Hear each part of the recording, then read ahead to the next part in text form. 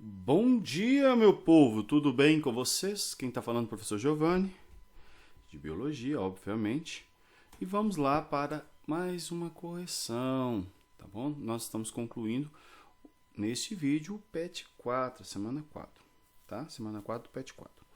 Lembrando que nós temos data para fechar o PET 1 e o PET 2. Então, você que não fez e ou não enviou as fotos ou a atividade feita de alguma forma, corra e envie, pois nós teremos que alcançar a meta. Se não enviar essa atividade, você ficará no lançamento lá sem a frequência desse período, o que para você pode trazer sérios problemas.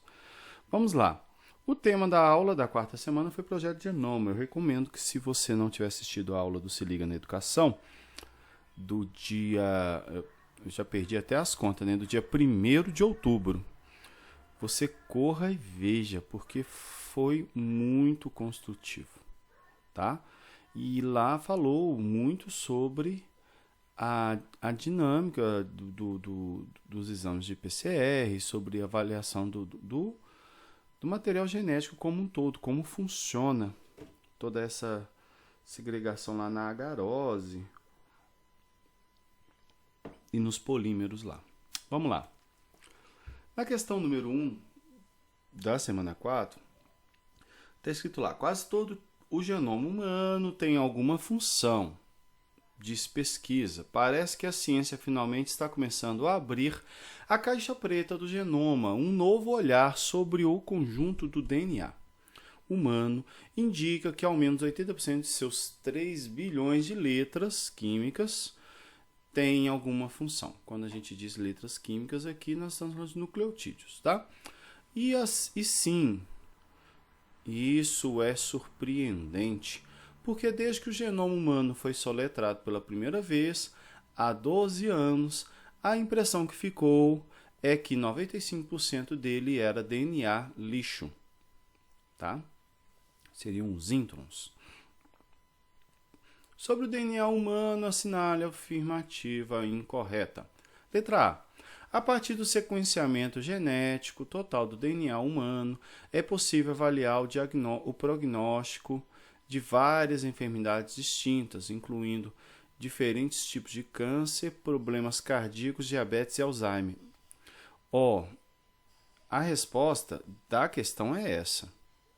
Mas aqui, o sequenciamento genético tem aberto porta até para poder chegar a esse ponto, sim. Se conhecendo o gene que está associado a isso, mas ainda não tem. Mas está abrindo porta e tem chegado quase perto. As outras, obviamente, estão corretas. Por que você cortou já, professor? Porque a gente precisa ter em mente alguns conceitos, tá? Que provavelmente ou te foge ou você nunca ouviu falar. Porque muitas vezes não está assistindo às aulas, né? Lá na Rede Minas. Ou no YouTube. Vamos lá. Primeira coisa que a gente precisa ter em mente: as sequências codificantes são chamadas de exons. Então, o que é codificante? Que produz uma proteína. Tá? Então, a parte do DNA que produz proteína é chamada de exon. Elas são intercaladas por regiões não codificantes, chamadas de introns, que são inicialmente transcritas em RNA no núcleo. Então, RNA mensageiro inicial lá no núcleo tem, né? Lá no núcleo. Aí, quando ele vai ser codificado para se tornar verdadeiramente o RNA mensageiro final, lá no citoplasma, ele não está. Por quê? Porque são retirados. Então, ele não forma um produto proteico. Mas esses introns, eles têm outras funções, tá? Que agora não convém a gente abrir. Aí a gente precisa ter em mente mais algumas coisas. Primeiro, transcrição.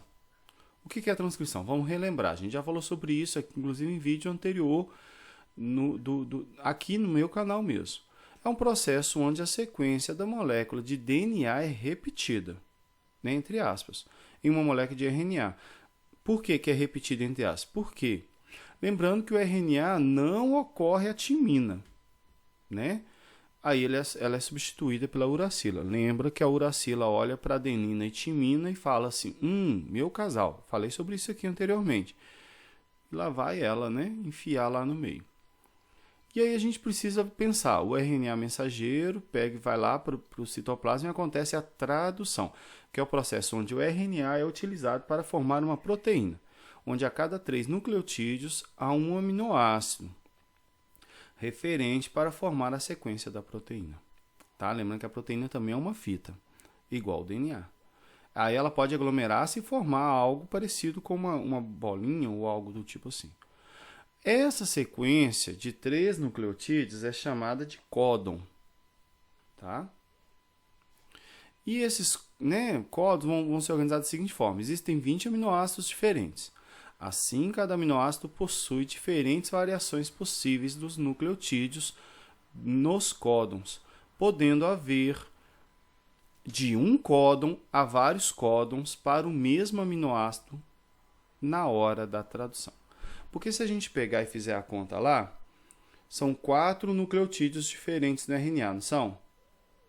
Então, nós temos 3 lacunas para poder serem preenchidas. Isso aqui é matemática combinatória, lembra disso?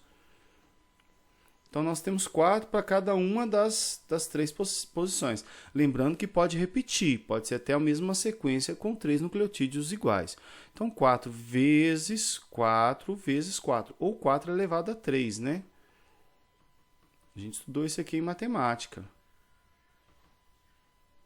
Se você não estudou, procura alguma coisa na internet aí, ou procura o professor de matemática para poder tirar essa dúvida. 4 vezes 4, 16 vezes 4, 64. Então, nós temos 64 códons possíveis para 20 aminoácidos. Assim, vai repetir códons para... vai repetir aminoácido para códons. Ou seja, tem mais de um códon para cada tipo de aminoácido. Embora tenha alguns aminoácidos que costumam ter um códon só. Tá bom? Qualquer coisa você bate aí na internet aí, ó, código genético e você vai ver. Eu já apresentei isso aqui anteriormente também. Lembrando, isso aqui é uma figura que nós vimos na semana retrasada, olha aí. Então, o RNA é feito, a cópia lá do DNA. Lembrando que é cópia espelhada de uma das fitas. Quando ele é cópia espelhada de uma das fitas, ele está sendo idêntico, entre aspas, à outra fita. Deu para entender a ideia? Porque a fita de cá que abriu, ela é espelhada à de cá. Se aqui tem timina, aqui tem adenina, se aqui tem citosina, aqui tem guanina e vice-versa, né?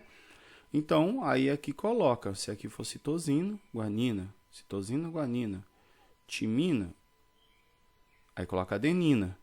Se for adenina, aqui vem uracila. Beleza? Beleza, professor. E aí ele vai lá para fora, e aí a cada códon, a cada sequência de 3, coloca um aminoácido lá no sítio, lá no ribossomo. Beleza? Questão número 2. O gráfico apresenta o percentual aproximado de DNA não codificadores de proteínas em diferentes grupos de organismos. Gente, se uma questão dessa cair na prova e você errar, você não leu. Vamos lá. Pela análise do gráfico e de acordo com seus conhecimentos sobre o assunto, é correto afirmar, exceto. Letra A. Os organismos evolutivamente mais complexos transcrevem e traduzem menos proteínas do que os menos complexos. Não precisa nem de continuar. Como que eles vão ter menos? Eles transcrevem menor, eles traduzem menor porcentagem do DNA deles.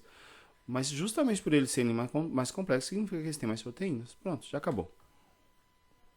Número 3. Todos os organismos vivos possuem moléculas de DNA. Assim, se 2 organismos são parentes próximos, seus DNAs serão muito semelhantes. Por outro lado, quanto mais distante for a relação entre eles, mais diferenças moleculares terão. Se essa cair também numa prova e você errar, merece uma voadora. Como dizem no interior, a voadeira. Comparando-se o DNA de chimpanzés com o de gorilas e com o de humanos. O DNA de quem? De chimpanzé. Primeiro com quem? com gorila. E depois com quem? Com humanos. Viu-se 91% de semelhança com o primeiro, gorilas. Então, entre chimpanzé e gorila, 91%. E 96% com o último, que é o humano. Então, entre chimpanzé e humano, 96%.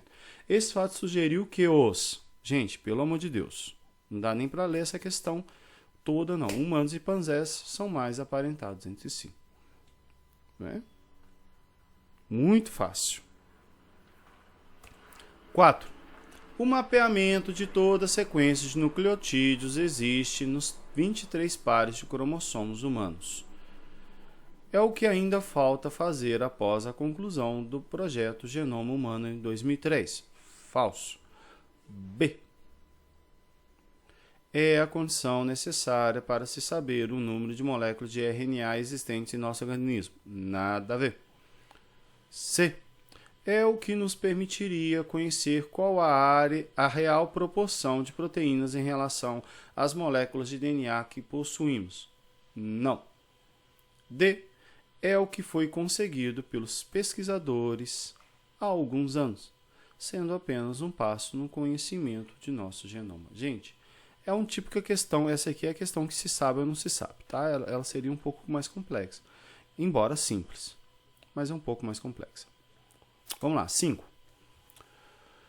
Ultimamente tem sido anunciados uma série de projetos de genoma, com o objetivo de sequenciar o genoma de espécies de importância econômica, como o eucalipto e o café. Fizeram do gado também, tá? Tanto para corte quanto para o leiteiro.